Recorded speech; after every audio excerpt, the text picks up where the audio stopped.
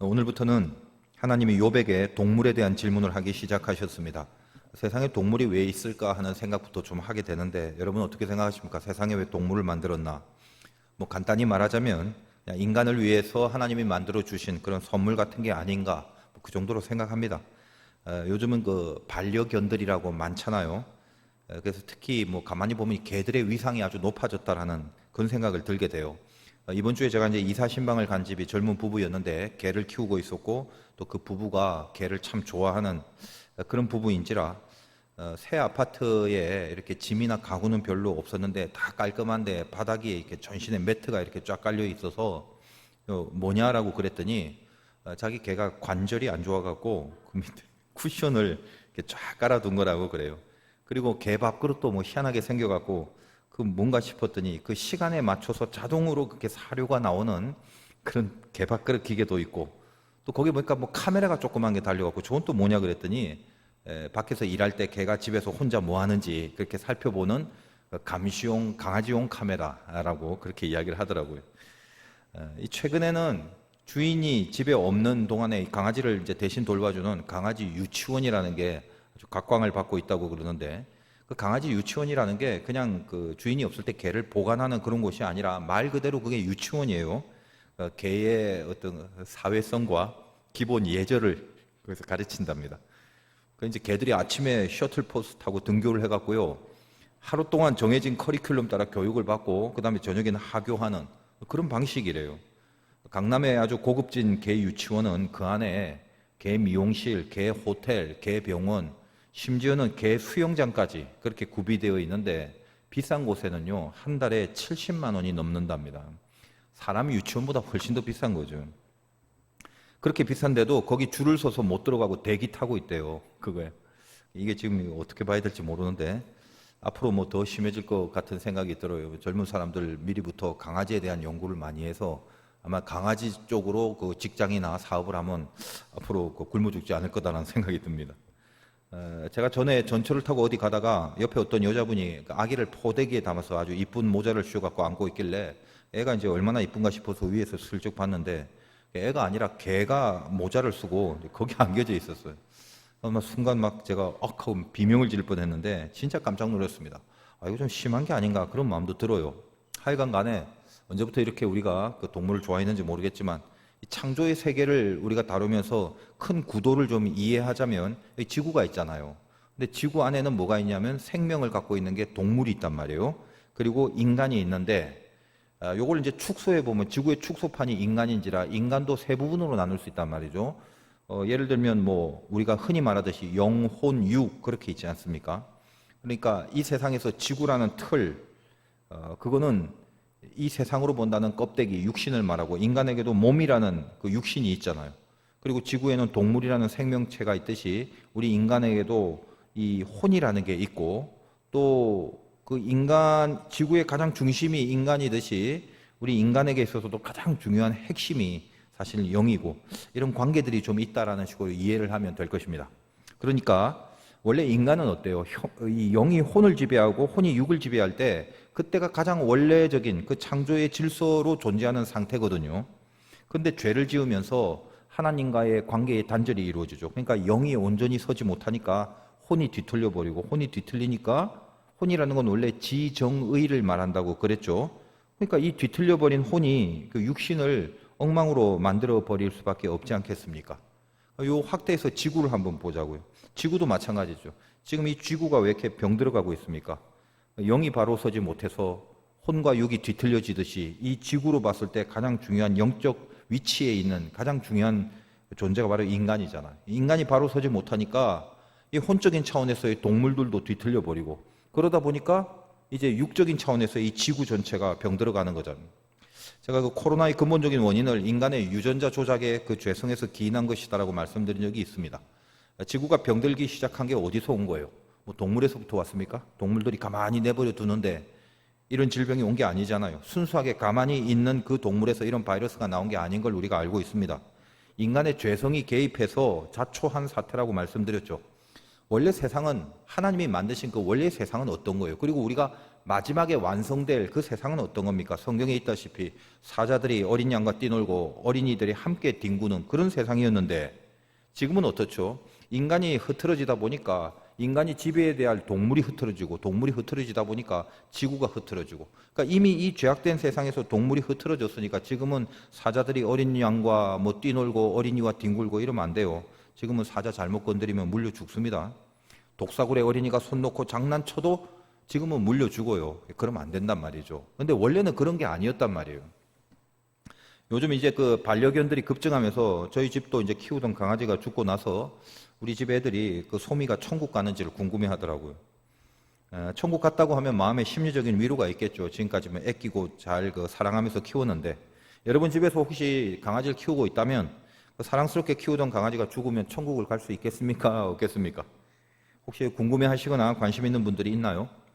저는 이제 개인적으로 관심은 없습니다만 그런 궁금증들이 많아지는 추세이기 때문에 이 시대가 자꾸 이렇게 개들도 많아지고 그러니까 진단을 해드릴 필요가 있어서 말씀을 드리는데 실은 이제 이 문제로 요즘 와서 신학적인 논란들이 많이 일어나고 있는 것도 사실입니다. 사실 그 우리들은 뭐 그 강아지의 그 천국 문제까지도 거기까지도 이 관심을 가져야 될 정도로 그렇게 여유가 있지는 않은 것 같아요. 솔직히 뭐 저희들의 관심이 뭡니까? 여러분 관심이 뭐예요? 이 어려운 시국에 재난지원금도 다 썼는데 혹시 또 뭐 안 주나 뭐 이런 말이 들으면 막 솔깃하고 관심이 많이 가겠지만 그러나 이제 우리가 천국을 중요시하고 또 천국이 우리의 마지막 목표이기 때문에 적어도 천국에 대한 개념을 좀 이해할 필요가 있어서 제가 잠시 이제 이 동물의 문제와 연관해서 언급을 드리자면 뭐 여기에 대해서 뭐 영과 홍과 뭐 조직신학적 관점에서 어쩌고 저쩌고 이런 설명을 안 드리겠어요. 다만 어떤 분명한 개념을 위해서 그냥 아주 쉽게 이렇게 재밌게 좀 말씀을 드리자면 이 세상을 하나님이 인간을 위해서 만드셨죠. 마찬가지로 천국도 하나님이 인간을 위해서 준비하신 곳이란 말이에요. 그래서 예를 들면 여러분이 뭐 평생 어떤 작은 다람쥐를 호주머니에 넣고 늘 같이 그렇게 다녔어요. 뭐 놀기도 하고 그렇게 막 사랑스럽게 키우고 다녔는데 평생 그렇게 같이 다람쥐 한 마리를 갖고 있다가 어느 날 하나님이 부르셔갖고 이제 죽어서 천국에 들어갔다고 생각을 해보세요. 근데 천국은 여기는 인간이 어떤 영적인 존재만 들어가야 되고 뭐 웃자고 저자고 신학적 관점에서 막 따지다가 천국은 인간이 들어가야 되는 곳이기 때문에 천국 입구에 뭐 다람쥐 동물 출입 금지 뭐 이래갖고 평생 같이 했던 다람쥐는 뭐 저희 불타는 지옥 속에 막 확 던져버리고 인간만 쏙 들어가는 그런 곳이 천국이겠습니까? 정서상 안 맞지 않나요? 제가 그냥 이렇게 동화처럼 말씀을 드리지만 사실은 이게 분명한 개념을 알려드리는 거예요. 천국이 뭐냐면 인간이 하나님 안에서 가장 행복한 존재로 있는 거예요. 천국은 인간을 위해서 만들었어요. 그리고 인간의 행복은 하나님과 함께 있으므로 온전히 보장되기 때문에 이 천국이라는 것은 철저하게 인간이 하나님과 함께하는 그 행복한 존재로 있는 곳이란 말이에요. 그런 의미에서 다람쥐 같은 것도 예를 들면 가장 완벽한 존재가 돼서 평소에 얘가 뭐 다리를 쩔뚝이거나 다리를 다쳤다면 천국에서는 흠잡을 데 없는 그런 모습으로 다 고침받고 그 천국에 간 주인인 인간, 나를 위해서 같이 존재하는 세계다. 이렇게 이해를 하셔야 된단 말이에요. 무슨 말이냐면 천국은 인간을 위해서 인간이 더 이상 고통과 눈물과 애통이 없는 가장 행복한 존재로 하나님과 함께 할 수 있는 그렇기 때문에 거기는 사자들이 어린이와 놀고 독사들과 장난쳐도 물지 않는 참사랑과 기쁨이 있는 나라. 그런 나라라고 우리가 이해하고 있지 않습니까? 그러니까 사자와 독사들이 항상 어린이와 뒹굴고 성경에서 말할 땐 뭐 사자, 독사 이런 게 많이 나와도 어린이 없이는 얘기를 하지 않죠. 무슨 말입니까? 이 어린이와 관계해서 인간과 관계해서 존재하는 동물이란 말이에요.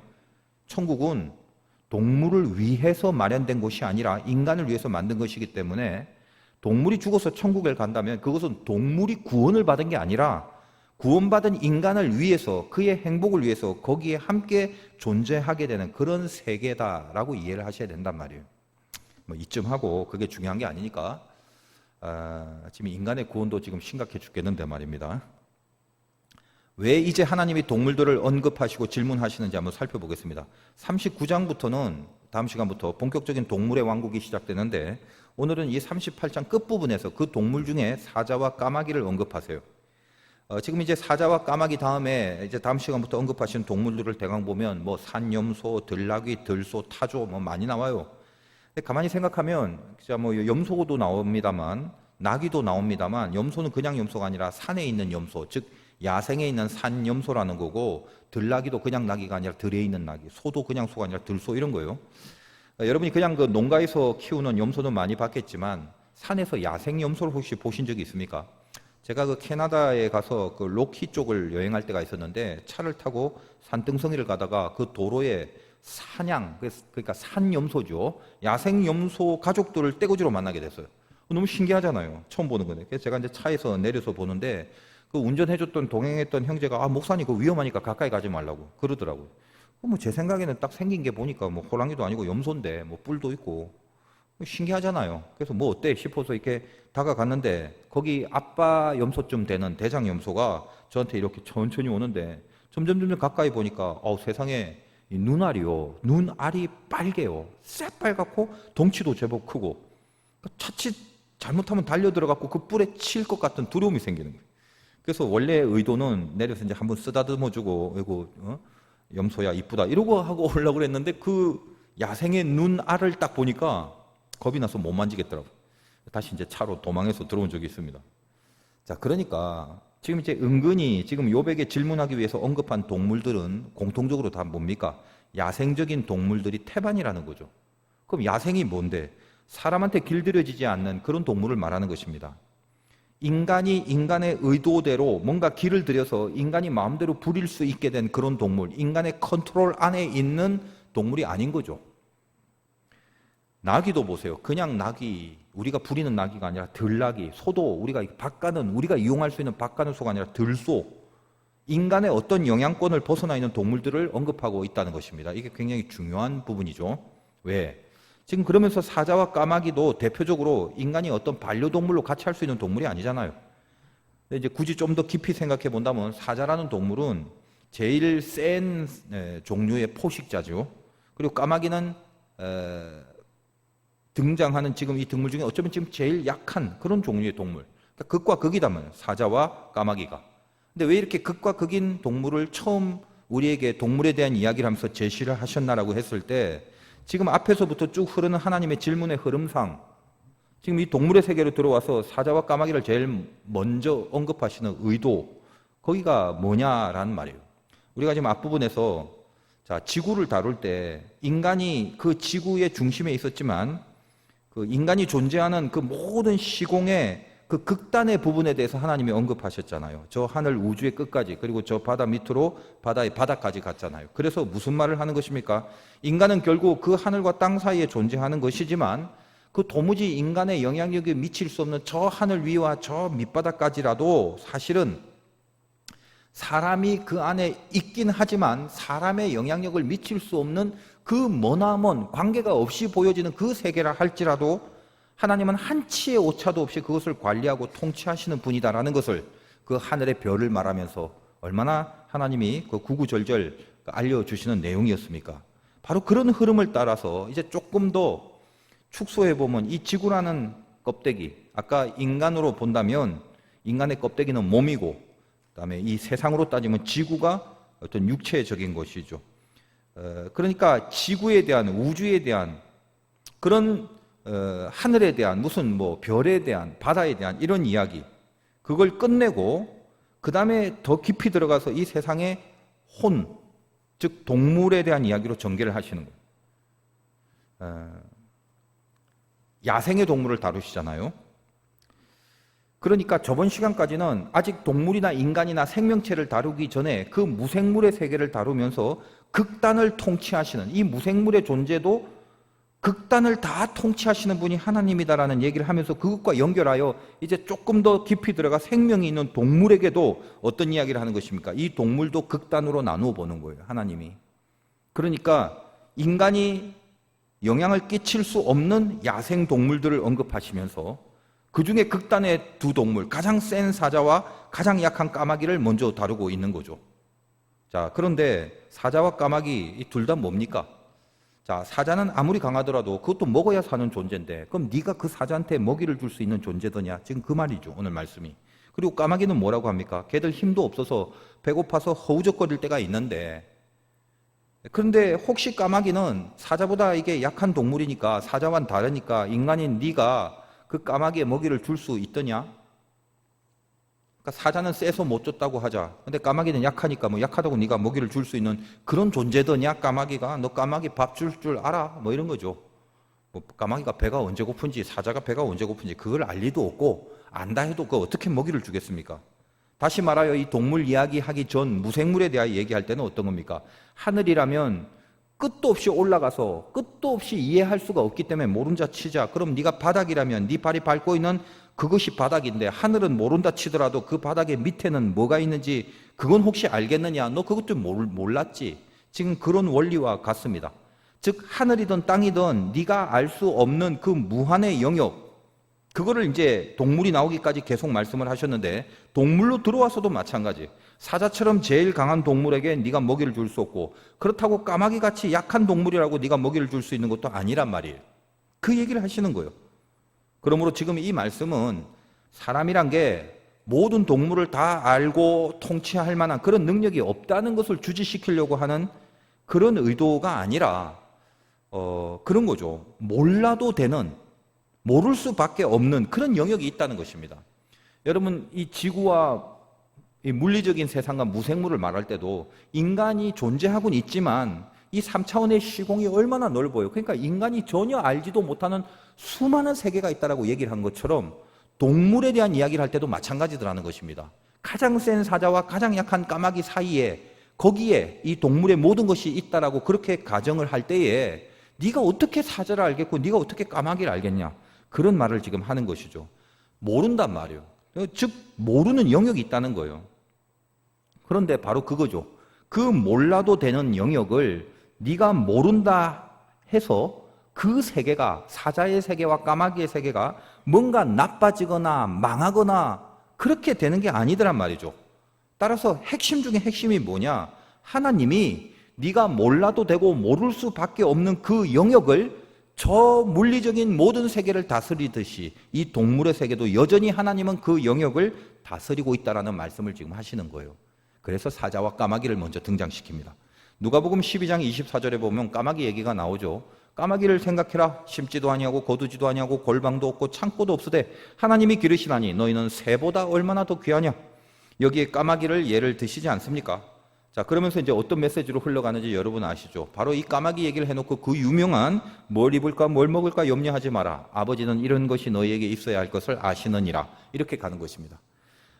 지금 이 신약 성경의 바로 이 부분은 주님이 앞에서 어떤 이야기를 해놓고 그 다음에 흐름을 따라서 까마귀 얘기를 하고 무엇을 먹을까 무엇을 입을까 염려하지 말라 이런 식으로 가는 건데 그 앞에 어떤 이야기를 도입해서 끌어오는 내용이냐면 바로 부자 이야기예요.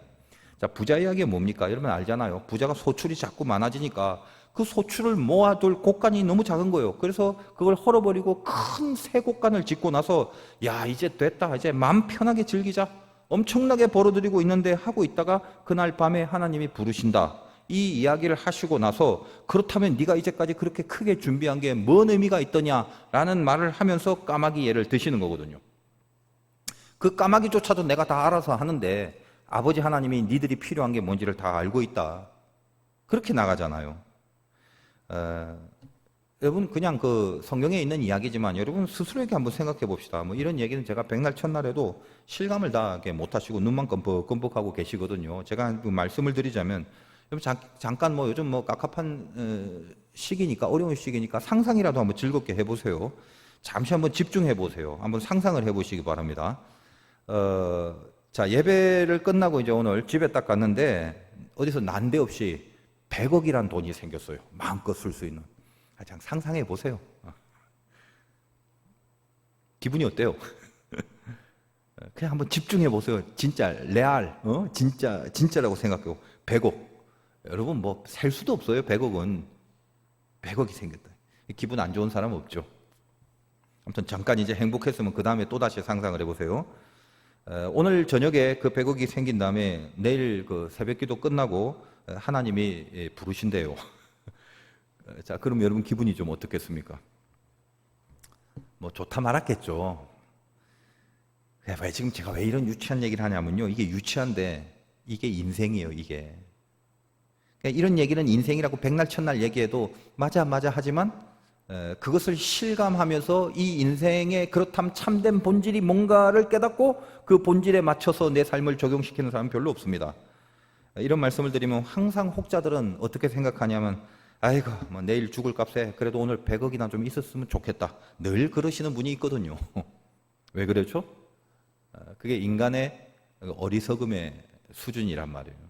근데도 이상하죠. 내일 죽어도 오늘 100억이 있었으면 좋겠어요. 주님의 결론이 뭡니까? 이런 얘기를 쭉 하시면서 하나님이 우리가 필요한 걸 다 아신대요. 먹고 입고 이런 문제 다 아신답니다. 그리고 뭔가 필요한 곳에 혹시 더 쓸 것이 있으면 그것도 공급해 주신다는 말이거든요. 예수 믿고 살아가면 맨날 근근히 끼니만 때우고 사는 게 그게 맞는 거다. 지금 이 말을 하는 게 아닙니다. 그런 말씀 하신 적이 없어요. 하나님은 필요한 걸 아신다는 말이에요. 내가 예를 들면 뭔가 좀 넉넉함을 갖고 뭔가 더 필요한 곳에 쓰려고 뭐 하나님 일을 하거나 뭐 누굴 돕거나 뭐 이렇게 뭔가 더 필요한 게 있다면 그것마저도 하나님 다 아신다는 거예요. 그러므로 이런 것들을 너희에게 더하시리라. 알고 있기 때문에 더하시리라고 약속을 했어요. 까마귀도 다 먹이시는데 새보다 귀한 내 자녀들을 왜 필요한 걸 안 주겠냐? 그 말이죠. 그래서 우리에게 요구하시는 것은 자 이제 이 모든 것 너에게 필요한 모든 것을 줄 거니까 염려하지 말고 너희는 이것에 먼저 집중하고 살아줄 순 없겠니? 너희에게 필요한 걸 내가 아니까 염려하지 말고 대신에 너희는 바로 여기에 먼저 좀 집중하고 살아줬으면 좋겠단다 하면서 제시하신 말씀이 뭐예요? 여러분이 너무나도 잘 알고 있는 너희는 먼저 그의 나라와 의를 구하라. 그렇게 연결되고 있는 거 아니겠습니까? 여러분 인생을 살면서 근심이 되는 부분이 있다면 근심이 생기는 순간 그 부분은 뭐다? 내가 알 수 있는 영역이 아니란 말이죠. 마치 까마귀의 세계, 마치 사자의 세계처럼. 여러분 만약 혹시 다 안다면 다 알고 있는 문제에 대해서 근심을 하는 사람이 어디 있어요? 안다는 것은 해석이 된다는 거고 해석이 된다는 것은 해법을 알고 있다는 건데 그러므로 근심이란 말을 혹시 썼다면 그거는 이미 그 문제에 대해서 내가 알 수 없는 절대로 알 수 없다, 답을 모른다, 전제가 깔린 거란 말이에요. 그러므로 뭘 먹을까, 무엇을 입을까라는 것은 음식의 종류와 옷의 종류에 대해서 생각하는 그런 차원이 아니란 말이에요. 누가복음에는 뭘 입을까, 뭘 먹을까 생각하지 말라라고 한 게 아니라 근심하지 말라라고 말씀을 하셨어요. 이게 차이가 있는 거죠. 오늘 뭘 먹지, 이건 뭘 입지, 이걸 아예 생각하지 말라는 게 아닙니다. 무슨 말입니까? 그걸 생각하지 말라가 아니라 그 먹을 거 입을 거가 근심이 되어서 드러날 사건이나 상황이 우리 인생 가운데 생기는 경우가 있다는 거예요. 요즘 이제 교회 교육자들 우리 저 목사님들끼리 늘 이제 점심 때 생각하는 게 뭐냐면 무엇을 먹을까 이제 그거거든요. 늘 그 짜장면이나 짬뽕이냐 늘 그겁니다. 그래서 그런 생각을 하지 말란 말이 아니죠. 선택을 해야 될 거 아니에요. 뭘 먹을까? 먹고 사는 문제에 대해서 뭘 먹을까라는 말은 짜장이냐 짬뽕이냐의 문제가 아니라 근심이 생겨버릴 상황이 닥쳤을 때를 말하는 거예요. 재밌게 말하자면 재난지원금 다 떨어져서 돈이 하나도 없게 되면 그때는 뭘 먹을까가 이게 생각이 아니라 근심이 되는 거죠. 쉽게 예를 들어 드린 겁니다, 제가. 그런데 만약에 내가 그게 근심을 한다고 풀려질 영역이 아닌데 짜장이냐 짬뽕이냐는 내가 결정할 문제고 내가 생각하면 되는 문제죠. 근데 근심이 생겨버렸단 말이에요. 그건 내가 풀려질 영역이 아닌데 근심했다면 그건 하나님의 영역으로 넘어간 건데 내가 만약 계속 근심을 중단하지 않고 계속 근심만 하고 산다면 그 근심의 지속성 때문에 정작 내가 하나님의 자녀로서 가장 먼저 해야 될 하나님의 나라와 의에 대한 의식이 그 근심의 지속성 때문에 슬슬슬슬 사라져 버린단 말이에요. 여러분 고난이 닥치면 했던 기도도 안 하고 다 풀어져 나가 떨어지는 사람이 있고 또 반대로 동일한 고난이라도 고난이 닥치면 안 했던 기도를 다시 하면서 하나님께 붙들리게 되는 사람이 있잖아요. 차이가 있죠. 자, 용을 써도 모르는 부분이 있어요. 발악을 해도 안 되는 분야가 있단 말이에요. 동물에서 사자와 까마귀 어떻게 알아요? 지들이 배고픈지 배부른지 인간이 그게 어떻게 알고 인간이 알 수 있는 영역이 아니죠. 설사 알았다 한들 무슨 수로 사자한테 먹이를 먹이고 날아가는 까마귀한테 먹이를 줍니까? 그 영역은 뭐다? 그 세계 안에 하나님이 만든 세계이기 때문에 인간도 속해 있는 세계지만 인간이 모르는 부분이란 말이에요. 거기는 뭔데? 모르기 때문에 하나님이 먹이시는 영역이다. 그 말입니다. 자, 여러분이 인생 살면서도 마찬가지예요. 앞으로 어떻게 진로가 풀려질지, 지금 생각하고 있는 그 일이 어떤 식으로 진행이 될지, 뭐 쉽게 말하면 지금 이 시국에 이 코로나가 앞으로 어떻게 될지, 그걸 인간이 어떻게 알 수 있겠어요? 그 보이지도 않는 미생물 때문에 지금 이 지경이 될 줄이라고 누가 생각을 했겠어요? 그리고 이게 앞으로 어떻게 될 거라고 누가 감히 판단할 수 있겠습니까? 인간은 모르죠. 그럼 모르고 있으니까 맹하니 앉아서 당하겠다는 겁니까? 아니죠. 오늘 메시지가 뭐죠? 그건 하나님이 하시는 분야라는 거라는 걸 인지를 하고 있어야 된다는 거예요. 그럼 하나님이 하시는 분야라면 나는 뭘 해? 지금 나는 내 자리에서 나라와 의에 집중하라는 말이란 말이에요. 아니, 그럼 나라와 의가 뭔데? 거창한 거 아니에요. 이 나라 바실레이아, 한마디로 나라와 의라는 말은 의가 하나님이기 때문에 하나님의 통치를 말하는 겁니다. 사람이 뭐가 문제가 되냐면 알 수 없는 것에 대해서 막 근심이 오기 시작하면 이 근심이 지속함으로 말미암아 뭘 뺏기냐면 안에 통치를 뺏기는 거예요. 그러니까 근심 때문에 통치마저 뺏기거나 이 통치를 나 지금 이것 때문에 걱정이 되고 근심이 되니까 하나님 나 통치하는 건 좀 나중에 하세요. 이걸 미루지 말란 말이에요. 어떻게 된다? 근심 때문에 근본이 소멸된다. 이것이 인간의 어리석음이라. 대부분 고난 속에서 붙잡히지 않고 다 풀어져 헤쳐지는 사람이 어떤 의도 때문에 그래요? 어떤 의미이기 때문에? 바로 이 근심 때문에 근본이 소멸되기 때문에 그렇거든요. 조금 영적인 해석을 해봅시다. 아까 말씀드렸다시피 자, 우리가 이 존재하는 3차원의 세계는 크게 영혼 육의 개념으로 나누면 세 개단 말이에요. 어떤 거예요?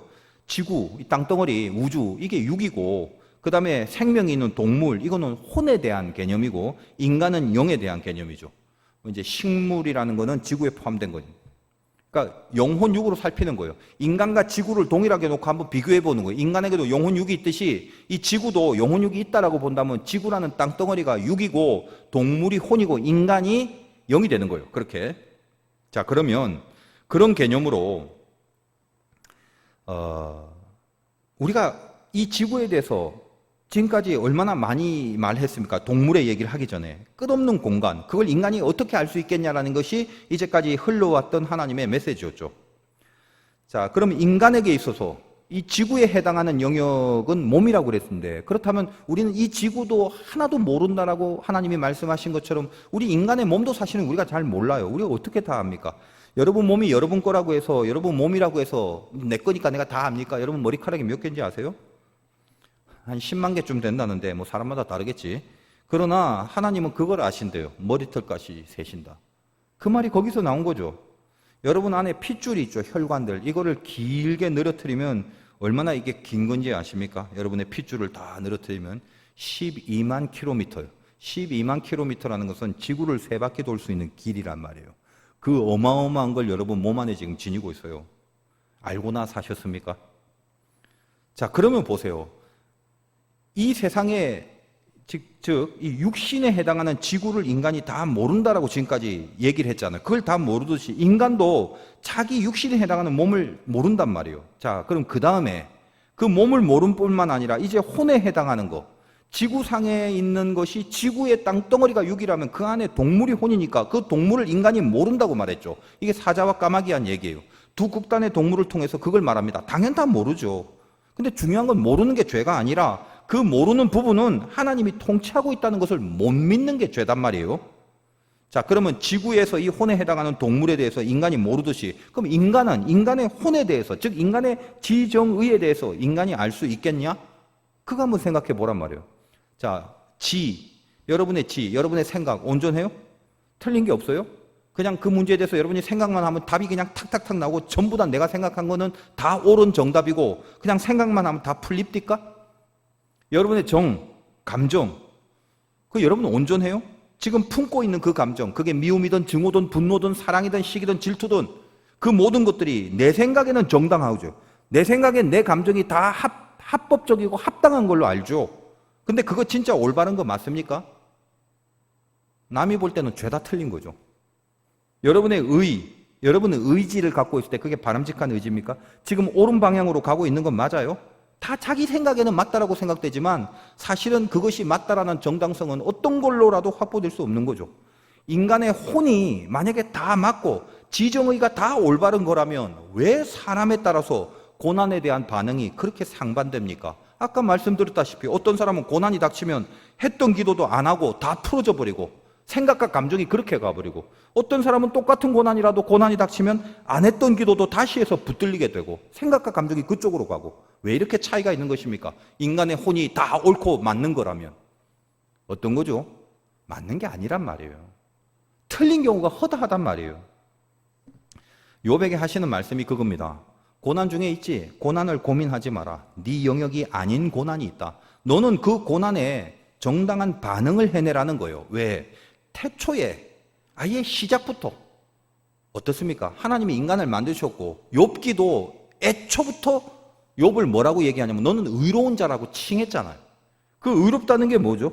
너는 이미 의롭다 칭함을 받은 존재라. 너의 나라, 너의 의, 하나님의 나라와 의, 그것이 너의 본질이다. 있지만 그걸 지금 말하고 있는 거죠. 인간이 바로 서면 동물이 바로 서고 동물이 바로 서면 지구가 바로 서는 거라고 그랬어요. 마찬가지로 인간에게 있어서도 영이 통치하면 혼이 바로 서고 혼이 바로 서면 육이 바로 서는 거죠. 지금 욥은 어떤 사람입니까? 하나님 앞에 영적으로 올바른 사람이다라고 인침을 받고 칭함을 받고 인정을 받고 시작하는. 그러므로 네가 지금 고난을 당할 때 그 고난을 고민하지 말고 고난에 대해서 올바른 혼의 반응을 할 줄 아는 사람이다라고 하나님이 욥을 믿는 거예요. 그리고 욥은 여기까지 왔습니다. 동물과 인간의 차이가 뭡니까? 동일하게 흙으로 만든 존재지만 인간에게는 동물에게 없는 게 있죠. 그게 뭐죠? 하나님의 숨입니다. 인간에게 영이 있는 이유가 그거예요. 하나님의 생기가 들어가서 네페시 하야 생명이 된지라. 다시 말하여 우리에게는 하나님의 숨이 들어가야 인간의 존재가 된다는 거예요. 다른 근심을 하지 말고 먼저 그의 나라와 의를 구하라는 말이 뭐냐? 수없이 들었지만 이거 너무 이렇게 간단하게 생각하지 마세요. 그리고 너무 식상하게 보지 마세요. 내 코가 석잔데도 나라와 의를 구하니까 무슨 선교 가고 뭐 교회 헌신하고 그렇게 살아야만 된다라는 이런 얘기가 아니에요. 가장 근본적인 게 뭐죠? 나라와 의가 뭐라고 그랬어요? 통치랬죠. 네가 어떤 경우라도 통치부터 받아내라는 거예요. 그게 제일 중요한 개념입니다. 그래서 어디 가서 힘든데도 선교사하고 어디 가서 뭐 힘든데도 뭐 충성하고 교회 헌신하고 그건 먼저 하라는 차원이 아니라 더 근본적인 거단 말이죠. 어떤 거요? 너 지금 하나님의 통치를 받고 있냐? 그게 나라와 의를 구하는 거다. 그럼 어떻게 해야지 하나님의 통치를 받는 건데? 바로 하나님의 영이 들어가는, 처음 인간에게 부어준 하나님의 숨, 그 숨을 내가 지금 호흡하라는 말이에요. 그게 영의 사람이에요. 동물은 하나님의 숨으로 호흡하지 않습니다. 동물은 하나님을 생각을 못하고 하나님을 느끼지 못하고 하나님에 대한 감각이 없어요. 그냥 인간이 천국 가면 그 인간을 좋게 해주려고 따라가는 뿐이에요. 영의 사람이 돼야 올바른 혼의 사람, 바른 생각, 바른 감정, 바른 의지가 나오게 되는 것입니다. 수많은 사람을 봅니다. 어떻게 저런 생각을 할 수 있을까? 그리고 저걸 어떻게 맞다고 생각을 할 수 있을까? 어떻게 저런 감정을 품으면서 저걸 정당하다라고 저렇게 길길이 주장할 수 있을까? 그런 생각을 하게 됩니다. 그럼 저의 판단은 뭐냐면 뭐 그 사람의 학식, 교양, 수준, 실력 이런 건 다 차치하고 나서라도 영의 문제에 있다는 게 분명해요. 하나님의 스피릿에 붙잡힌 사람은 그 성령의 붙잡힘 때문에 나올 수 있는 생각과 감정과 의지가 있단 말이에요. 그게 보이는 거거든요. 인생에 좀 힘든 상황이 닥칠 때가 있습니다. 근데 아무리 생각하고 아무리 느껴봐도 뾰족하게 만족될 만한 해법도 없고 늘 근심과 불안의 결론에만 사로잡혀 있을 때가 있단 말이에요. 바로 그 생각과 그 감정이 내가 절대로 올바른 게 아니다라는 것을 스스로 알려면은요, 순간순간마다 이 하나님의 숨을 호흡해 보라는 거예요. 저도 목사지만 불현듯 무슨 생각을 하다가 이게 과연 맞을까라고 반출을 해볼 때가 많아요. 순간 마음속에 감정이 어떤 생기다가 이 감정이 과연 정당한 감정인가를 반추해 볼 때가 있단 말이에요. 그때는 내가 지금까지 쌓아놓은 무슨 교양이나 학식이나 이걸로 판별하는 게 아니에요. 항상 하나님의 숨을 호흡해 봅니다. 뭐 어려운 얘기가 아니에요. 하나님의 숨을 호흡해라는 건 가장 간단하게 하나님을 제발 좀 생각해 보라는 거예요. 하나님을 제발 한 번만이라도 생각해 보라는 거예요. 그렇게 쉬운 거를 대부분 안 하고 있다는 게 문제입니다. 안 한다니까요. 내가 모른다고, 내가 방법이 없다고 자기 마음대로 결정해버리고 망연자실해버리지 말라는 거예요.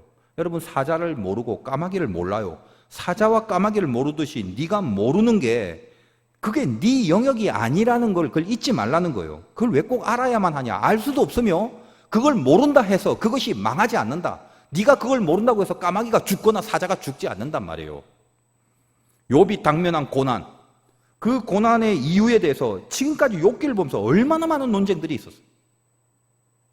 사자와 까마귀를 알려고 하는 그런 논쟁들 아니에요? 그래서 무슨 결론이 났습니까? 아무 결론도 없죠. 다 사자와 까마귀죠. 인간이 할 수 없는, 그리고 알 수도 없는 그 동물들도 하나님이 먹이실 뿐만 아니라 하나님의 통치를 받고 살고 있는 것들이잖아요. 여러분, 성경상에 나오는 얘기도 보세요. 때로는 그 사자를 통해서 다니엘 앞에 입을 막게 하심으로 사자가 쓰임받기도 하고요. 그 추한 까마귀들을 통해서도 엘리야에게 음식을 가져다 주기도 하시는 분이 하나님이란 말이에요. 네가 당면한 고난들 안에 네가 모르고 있는 하나님의 통치와 운용하심이 왜 거기 없겠냐, 이렇게 말씀하시고 있는 겁니다. 요즘 마스크를 쓰면 답답하긴 하지만 느끼는 바가 많아요. 내 숨을 내가 느끼잖아요. 안 그래요? 여러분, 지금 마스크 쓰고 있으니까 깝깝해도 내 숨소리가 귀에 들려요. 신기하죠? 이 숨은 내가 지금 쉬려고 하는 게 아니라 숨이 쉬어지는 거죠. 나 숨 쉬면서 애쓰면서 살아야지, 이런 사람 없어요. 숨은 쉬어지는 거예요. 원래는 사자나 까마귀 이런 것들이 사람의 통치를 받지 못하거나 하나님의 선한 섭리가 임하지 않는다면 그 동물은, 사자, 까마귀는 전부 다 좀 부정적인 의미로 쓰여지는 동물들이에요. 뭐 일반적으로 사자는 막 먹을 거를 막 위에서 막 발톱을 세우면서 으르렁거리고 뭐 이런 포악한 그런 어떤 상징으로, 그리고 까마귀는 뭐 좀 더럽고 막 허우적거리고 오늘 성경 표현처럼 뭐 그런 거. 그러니까 다 이렇게 별로 이렇게 좀 부정적인 방면에 속한 동물들입니다. 인간의 영이 회복돼서 천국 백성이 되는 그런 시대가 되면 드디어 이제 사자도 어린 양과 어린이와 같이 놀 수 있는 아름다운 동물로 이제 그때는 남게 되겠죠. 마찬가지. 인간도 하나님의 숨이 들어오지 않으면 그때부터는 자기 숨을 내쉬면서 살 수밖에 없는데, 자기 숨을 내쉬는 순간 동물의 숨과 인간의 숨은 똑같아집니다. 하나님의 숨을 쉴 때만 인간이죠. 하나님의 숨을 쉴 때만 하나님의 자녀죠. 하나님의 숨을 쉴 때만 혼의 사람이 아니라 영의 사람이죠. 인간은 하나님의 루하흐, 그 숨, 그 하나님의 숨을 쉬지 않으면 자기 안에 일그러진 혼의 숨만 쉽니다. 혼이 영의 통치를 받지 못하면 일그러진다고 그랬죠. 늘 혼의 숨을 쉬기만 합니다. 다시 말하여 이 숨 속에서 나오는 생각과 감정과 의지가 전부 다 악한 것으로 나온단 말이에요. 여러분, 지금 여러분이 내쉬는 이 숨을 한번 마스크 안에서 진단해 보세요. 좀 진하게 느껴지십니까? 어때요? 혹시 그 숨의 내용이 보이진 않지만 여러분이 마음속에서 이렇게 나오는 내용이 있잖아요. 여러분만이 알고 있는. 혹시 여러분 지금 그 내쉬는 숨의 내용이 죄로 나오든지, 불안으로 나오든지, 근심으로 나오든지, 무력함으로 나오든지, 요 네 가지의 호흡으로 나온다면 그것은 하나님의 호흡을 하지 않은 것에 대한 결론입니다. 다시요. 사자와 까마귀가 상징하고 있는 것들이 뭔지를 잘 보세요. 내가 숨을 쉰데 자꾸 죄를 짓고 싶어요. 죄를 끊질 못하겠어요. 자꾸 죄 쪽으로 가요. 숨의 방향이. 아니면 총체적 불안이에요.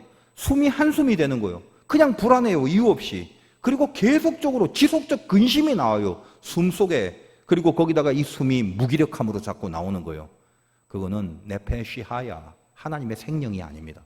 하나님의 숨을 호흡하면 그런 호흡이 나오면 안 되는 거예요. 지금 욥처럼 자기 영역을 넘어서 있는 고난이 올 때 내가 혼의 사람이 아니라 영의 사람이라는 것을 그걸 잊지 말아야 되죠. 처음 하나님이 얘기한 게 너는 영의 사람이다, 너는 의인이다, 그거예요. 따라서 여러분이 어떤 어려움이 있으면요, 내 영역을 벗어났다 싶을 때 내 숨을 쉬지 말고 하나님을 집중해서 생각하고 이 하나님의 숨을 쉬는 작업을 한번 해보세요. 이건 어려운 게 아니에요. 아주 잠깐이라도 좋아요. 하나님을 깊이 들이마시고 그리고 하나님을 이렇게 내쉬어보는 작업을 한번 해보라는 거예요.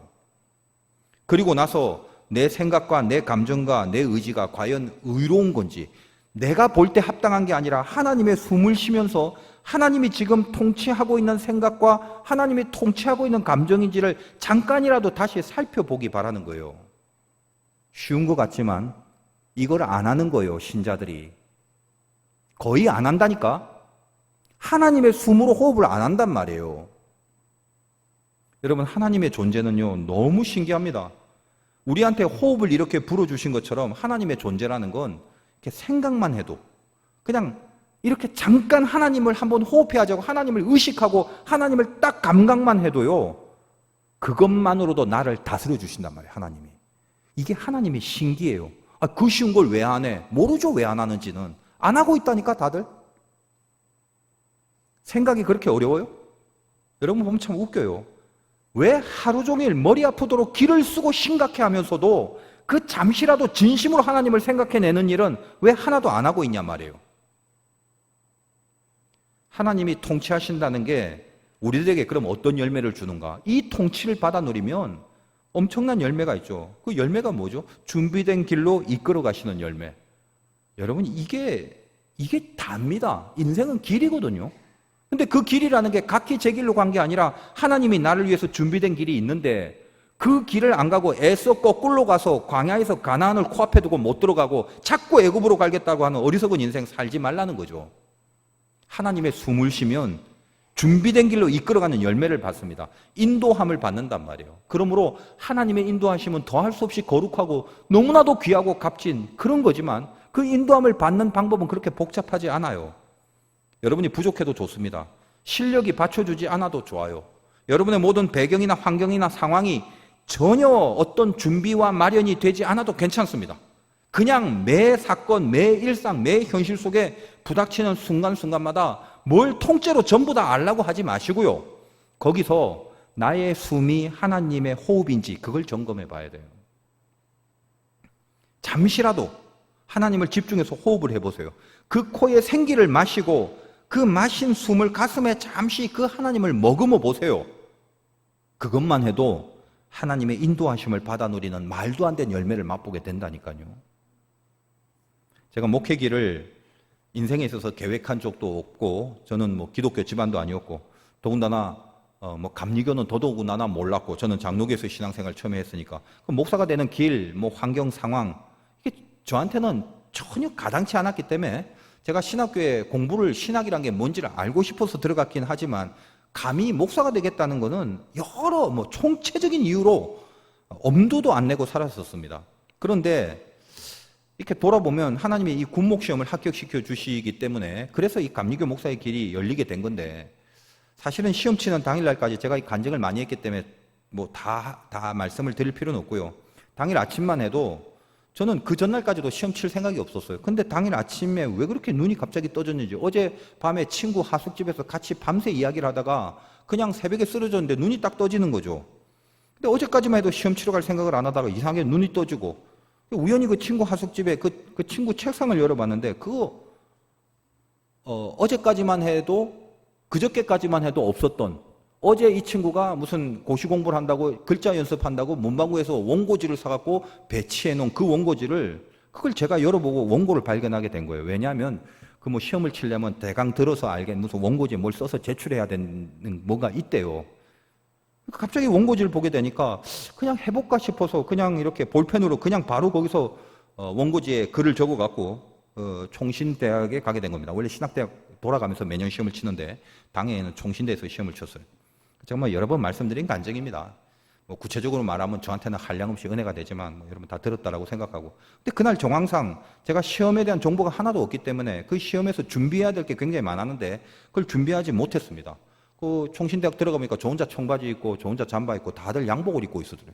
왜 양복을 입었나 봤더니 그날 뭐 면접에 양복을 입어야 될 날이에요. 그러니까 그 정도 기초 상식도 없이 그냥 저는 간 거예요. 그 이제 시험장에 가서 내가 전부 준비된 게 하나도 없구나는 걸 그때 알게 되고 그 안에서 다 포기하고 다시 학교 문 밖으로 이렇게 나왔는데, 왜 하필 밑으로 내려가도 되는데 그 위에 육교가 있어서 제가 왜 그 육교로 올라가게 됐는지 지금도 그 생각이 나요. 육교를 건너 올라가면서 내가 지금 왜 이렇게 힘들게 육교를 건너지, 그런 생각을 했던 기억이 지금도 납니다. 굳이 다리 아프게 왜 거길 갔는지, 그리고 그 육교를 내려가면서 하필 바로 그 시간 그 타이밍에 제 앞에서 그 인쇄하는 복사집 이게 셔터 문이 열리게 됐는지, 그래서 가다가 그 셔터 문이 열린 걸 보고 복사집에서 제출할 그 원고를 복사해서 다시 시험장에 갖고 가면 이제 제출할 게 준비가 됐으니까, 그래서 거기서 복사를 하게 되고, 어쨌든 너무나 많은 것들인데 다 줄이고 여러 가지 이유로 그것 때문에 시험을 치게 되고, 이제 군목이 될 수 있게 하신 그 섭리는 저는 알죠. 제가 봤을 때는 정말 소름 돋는 그런 그 타이밍의 연속이었어요. 한 치의 오차, 뭐 한 간발의 차이라도 빗나갔다면 저는 그 시험을 치지 못했을 것인데 말입니다. 그런데 그날 종일 제가 하나님 앞에 주여 하고 기도한 적 없어요. 제가 곰곰이 생각했어요.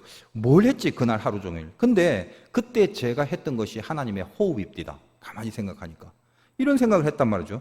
아침에 일어나서 그 친구 하숙집에서부터 오늘 하나님 시험 보는 날인데 안 가기로 했는데 야 이거 혹시 봐야 되는 거 아닙니까? 준비가 안 됐으니까 안 가는 게 당연하죠. 호흡이에요, 하나님과. 그 문제에 대해서 에라이 그만두자 혹은 에라이 한번 해보자 이런 내 생각이 아니라 그냥 하나님 앞에 숨이에요. 그리고 나중에 대학원에 가서 그 대학교 가서 제가 준비한 게 하나도 없다는 걸 알고 포기하고 나오면서도 하나님 오늘 아닌가 보죠. 이건 확실히 아니죠. 제가 준비한 게 하나도 없는데 시험 보는 게 말이 됩니까? 걸어가면서도 늘 이렇게 하나님의 호흡이 있어요. 저는 아마 목사의 길을 못 갈 것 같아요. 그렇죠. 그리고 저는 뭐 꿈도 못 꿨습니다. 역시 이게 아닌가 봐요. 근데 하나님이 왜 여기까지 그럼 저를 또 보내주셨나요? 왜 또 친구 집에서 또 원고지까지 귀찮게 쓰게 하셨나요? 기타 등등 끝없이 제 안에 하나님을 의식하고 하나님의 숨을 쉬면서 그 하루를 보낸 것만큼은 틀림없습니다. 제가 왜 이런 말씀을 드리냐면 어제 그 우리 교회 오르간 반주하는 저 하영 자매가 저한테 카톡으로 사진을 보냈어요. 제가 이 간증을 이제 몇 번 했기 때문에 본인이 알고 있잖아요. 그래서 본인이 총신대 앞을 지나가다가 제가 말한 그 육교와 그 복사집이 그대로 있어서 그걸 사진으로 찍어서 저한테 보내준 겁니다. 지금 이 일은 지금으로부터 33년 전의 일이었어요. 그런데 그 육교를 제가 사진으로 봤는데 육교가 새로운 육교로 보수가 됐는데 그 복사집은 그냥 그대로 있는 것 같았어요. 규모도 그렇고. 그걸 이게 찍어 보내주신 거예요. 그 외관은 그대로인 것 같아요. 근데 갑자기 그걸 보는데 얼마나 가슴이 뜨거웠는지 모르겠습니다. 왜요? 그 인도하심을 제가 33년 만에 다시 사진으로 확인하면서 그때도 그렇고 지금도 그렇고 앞으로도 하나님의 숨을 쉬는 사람들은 내가 모르고 내가 알 수 없는 그런 사자와 까마귀의 영역을 통해서도 결국은 인도하심을 받아 누린다라는 그것을 다시 저한테 말씀하시는 그 주님의 마음을 느낄 수 있었습니다. 그토록 이끌어 주신데도 불구하고 나는 오늘 이 인도하심에 대한 믿음이 없이 뭐에 불안해하고 뭐에 근심하고 뭐에 갈팡질팡하며 뭐에 두려워하며 그리고 하나님을 향한 그런 믿음의 확신이 없이 왜 그렇게 무기력하게 이 땅과 이 인생을 살아갈 수밖에 없는가라는 걸 생각하니까 참 깊은 회개가 되더라는 거예요. 하나님이 아마 저한테 그 33년 전의 사건을 되새기면서 오늘 이 말씀 속에서 아직도 이끄시고 앞으로도 이끄실 하나님에 대한 어떤 단상을 저에게 주신 거다라고 생각을 합니다. 마스크로 답답한 이 시국에 여러분의 숨이 느껴지잖아요. 그 숨을 한번 확인해 보시기 바라요. 하나님으로 호흡하고 있는지 여전히 하나님의 생각은 하나도 없이 나의 호흡만으로 간신히 근근히 살아가고 있는 건지. 인생의 진로라는 건 그것은 사자와 까마귀와 같은 영역이에요. 내 인생의 진로는 나의 영역이 아닙니다. 생각은 할 수는 있죠. 어디로 가는 게 나을까? 저렇게 가는 게 더 좋을까? 그러나 뭐죠? 근심을 하지 말라는 거예요. 인간인지라 뭐 조금 근심은 될 수 있겠지만 그 근심이 하나님의 숨마저도 완전히 잊어버리게 만드는 그런 근심으로 지속되면 안 된단 말이에요. 숨은 호흡입니다. 내가 하나님의 호흡을 하면 그 호흡에 맞춰서 주님이 아직은 내가 모르는 그 예비된 길을 한 치의 오차도 없이 이끌어 가시는 그 섭리를 만나게 된다는 것입니다. 따라서 여러분이 해야 될 게 뭐죠? 지금 당장 나에게 간절해하고 내가 정말 하고 싶어하고 내가 정말 해야만 된다라고 나에게 힘으로 확 다가오는 그 의욕이 뭐냐? 어디를 얼마만큼 가서 어떻게 전부를 알까라는 게 아니라 지금 내가 하나님의 숨을 쉬는 사람인가를 확인하는 거예요. 이것이 당장 나에게 필요한 힘이자 결단이자 각오자 소망이자 감사이자 기쁨이 되어야 된다는 거예요. 근심만 하는 혼의 사람이 아니라 이끄심을 믿는 영의 사람으로 통치받는 분발과 회복이 있으시기를 주님의 이름으로 축원드립니다.